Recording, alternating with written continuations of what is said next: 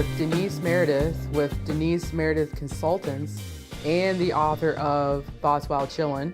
Thank you for joining me today. Well, I'm really glad to be here. I really appreciate it. So with you being in consulting, tell me a little bit about your background and how you came to be in that industry. It took a long, torturous path to that industry, but I grew up in Brooklyn, of all places, and Nice. trees do grow in Brooklyn, but I grew up mainly in Queens, and I wanted to be a veterinarian. That was my original intent, since I like animals, particularly dogs and cats. So that was my track. I went to an agricultural high school, believe it or not, in New York, and then I went to Cornell University, which had the best vet school. What I didn't know at the time was that they weren't letting women be vets. So this was the bad old days. People talk about the good old days. I'm going, when was that? But anyway, so I got up there and they had a quota, and people yak about quotas now. Quotas had a very different meaning back then. Mm-hmm. They had a quota of one woman a year into the vet school. So I pretty much knew it wasn't going to be me. So I switched into wildlife biology. They didn't have women either, but they didn't say they didn't have women, and they didn't say they didn't want women. So I was like one of three women that graduated a degree in wildlife biology. Wow. They're from Cornell University. And with that, there weren't too many professions to go into. You could work for the zoo, or you could work with the state, or you could work for the feds. So 2 weeks out of Cornell, I was in Nevada with the Bureau of Land Management. So instead of Canadian geese and white-tailed deer, I had pupfish and desert tortoise to worry about. So I did, but I had a great career at BLM, worked all over the country. But it was mainly outdoors, environmentally oriented, so tourism related. And because I started so young, I was able to retire early. And I went into tourism from there. So, but one thing that has always followed me is writing. I've always been a writer. I think I wrote my first book when I was 10 about dogs, about training dogs. And I was always on the school newspaper or school magazine. Could have minored probably in English along the way, but I've always loved writing. So regardless of whatever I've been in, which is now public relations, which fits even more closely, I've loved writing. Wow. That's great. Cornell University. How was that? Cornell was, bad old days. No. No, I tell people, I'm old. I went there during the Revolution, but it was a revolution at the time. Because at that time, Cornell didn't have many African-American students. So we were sort of the first wave of one interesting thing about Cornell, which they're very proud of. They never discriminated against any particular race. It was always open. One of the few Ivy League, people don't know that, one of the few Ivy League schools that never had a clause that they weren't accepting. So, but there just weren't very few there. So we're sort of with the first wave, their integration. As I had been in New York City, people don't know too much about New York City at that time, but it was also very segregated. And I integrated, I was with a group that integrated junior high school, and I was with a group that integrated high school in New York City. So I was sort of used to that role. So Cornell was going through all the changes. We're at Kent State and women's lib and civil rights. So it was incredible. It was an incredible experience in a positive way. So you learn so much about life and politics and people and relationships. And I always tell people, whatever happens to you, it may seem bad at the time, but you're going to learn a lot from it, and it's going to make you a better person. So after I left Cornell, I became a big fan of Cornell and have really worked with them through the years. I was on the board of trustees, probably every committee they have, and right now I teach online for them for the hotel school and industrial labor relations. Self-sabotage is always the big elephant in the room that people may or may not realize they're doing. I mean, with your experience, it could be really easy to say, I quit, I'm moving, I don't want to do this, but you still persevered and continued your education and had a great career. And in the book, we're going to be doing reviews of each chapter. And what you just told me, the chapter that we're going to review today, The Burning Bowl, is really, really fitting. What did you get out of that chapter? Like, what stood out to you about The Burning Bowl? Yeah, I thought it was great because Thank you. Americans, and maybe other cultures, but this is the only one I know about, guilt is one of our favorite habits. Absolutely. We're very into guilt. And you look at Jewish comedians, the vaudeville guys. Guilt was a big comedy skit. Catholics. Every week you're going to confess your guilt. So we're very into guilt here. And it's just as people are very much into the law of attraction, and that if you think these positive thoughts, great things will come your way. The same way, if you think negative thoughts all the time, Absolutely. it's going to be very detrimental, not just, they're discovering now, not just to your emotional health and your mental health, but to your physical health. Mm-hmm. So I think people really need to pay more attention to what they're saying in their head, especially about themselves.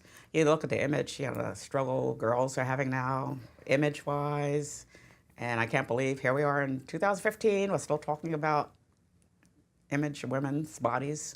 Absolutely, and what that means. We're also very into fear here, fear-mongering. And by God, if we can't get any fear in real life, we're going to go to the movies and get it. So we're going to do extreme sports and get it. There seems to be a great need the adrenaline to be fearful, which again is not a positive for your body or your mind. 50 Shades of Grey here, okay? Which I went to see. It's an okay movie. What bothered me about not the movie or the book was that it was advertised as a Valentine's Day date movie. How is sadism a good topic for your date? Right. But that says something about the culture and where we are now, which is a little bit disturbing as well. But you take all of these, what I liked about that chapter was, so you have all these things swirling around, how do you get rid of them? Okay, and some people in therapy forever, some people take drugs, people resort to alcohol, but instead you gave a really positive solution, a real positive tool for people in which you take all of that, write it down. Writing down, well, I'm a writer, so writing down is real positive, and write it down and destroy it. And I liked also that you said you don't just do it that time and that's it. You're done. You have to keep replaying that. And people replay the negative stuff all the time. The fight you had with your boyfriend or whatever, the guy that cut you off, you can worry about that all day. And I'm sure people worry about that all day. The guy that cut him off that morning, that's ridiculous. You need to take all of that and destroy it and then keep replaying the destruction instead of replaying the incident. Absolutely. And not just personally, I mean, this can be something that you use professionally, in the world of sales. Mm-hmm. We're all afraid to sell, and we tell ourselves any excuse in the world why it won't work, or, and it's the same thing. You write down those fears professionally and burn those as well. And yeah, it shows that it's not a quick fix, that you just have to keep doing it. You're always working on it. And that's a great point too, is it's not a one-time deal. You gotta get over it, especially with the message that's out there now with what's okay. It's disturbing, Trent. That's very, very true. And in your industry and in your network, who do you see benefiting from reading this book, and what they could get out of reading that? I'd say just about everyone.